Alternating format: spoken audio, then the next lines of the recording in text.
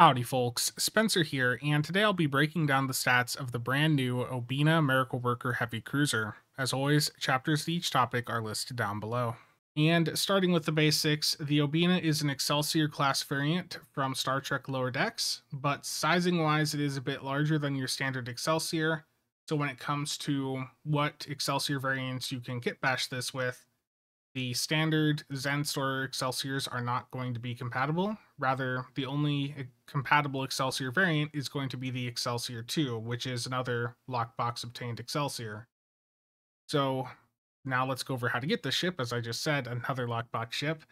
So this is direct to Infinity. It's going live on PC today, December 3rd, and will be arriving on console on January 15th. So with this being a lockbox ship, that means it's going to be just for a single character when you obtain it. There's no way to get it as an account-wide unlock right now.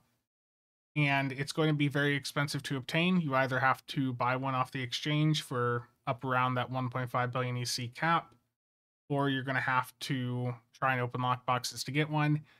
And the drop rate on these things in the Infinity lockbox, as I've covered in the past, is pretty bad.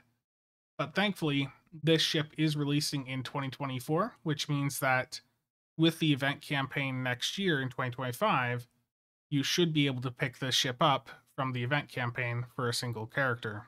And next up, let's go over the stats of the Obena Miracle Worker Heavy Cruiser. So this has a hull modifier of 1.45, shield mod of 1.1. It has a 4-4 weapon setup, so some of you are not going to be happy with that. 4 device slots for the bridge officers. We'll go over those in a moment.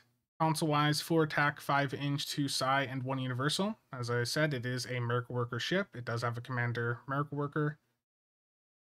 For the base turn rate, it is 7, impulse mod of 0.15, inertia of 40. For the power bonuses, plus 10 to weapons and engines, plus 5 to shield and aux.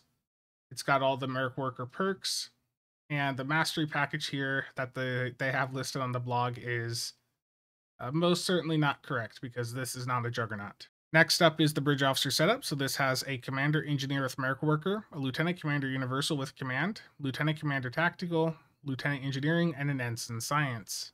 The Miracle Worker command spec combo this has is not necessarily the top spec combo right now, but it is still very effective for tanking, torping, or a standard do build, directed energy weapons, so beams or cannons. It's not perfect, but you can make it work. And the overall layout on this ship, it does have a bit more engineering that I'd like to see, but I think you can still make a very effective build on this platform. And heading over to the ship comparison, the Obena is the Princeton Miracle Worker Cruiser. The Princeton is a $30 Zen Store ship that was added to the game earlier in 2024 as part of the 14th anniversary bundle. And again, it can be purchased on its own for 30 bucks as an account-wide unlock. So comparing the stats here, the Obena has a slightly higher shield mod, but worse mobility. And the only difference here when it comes to the bridge officer setup is that the command has moved from the Lieutenant Commander TAC to the Lieutenant Commander Universal.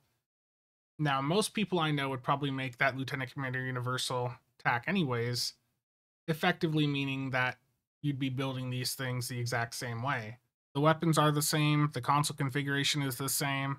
Pretty much, if you're picking up the Obena and you're wondering how to build it out, just find a build for the Princeton, and you should be able to translate it directly over to the Obena, because assuming you make the Lieutenant Commander Universal attack, that makes these ships effectively a direct match.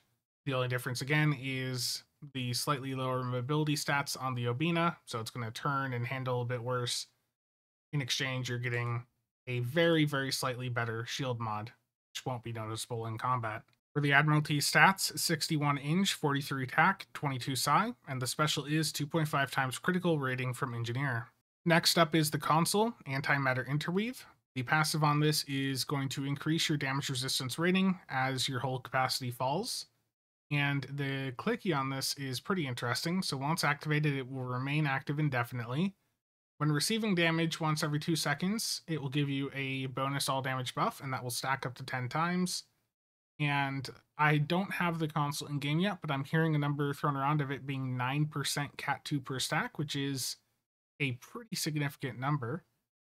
And upon reaching 10 stacks, it will release a 3-kilometer pulse of radiation damage, provide a brief bonus to flight speed and turn rate, resets all of those bonus damage stacks, deactivates the console, and places it into a cooldown. So I don't think this is going to be a plus damage console for everyone, but for a tank build looking to get a bit more damage, that might be a very promising clicky there. So that's something you're going to have to just wait around a couple days and see how it actually is once people have this ship and are testing it out. But that again does actually sound pretty promising.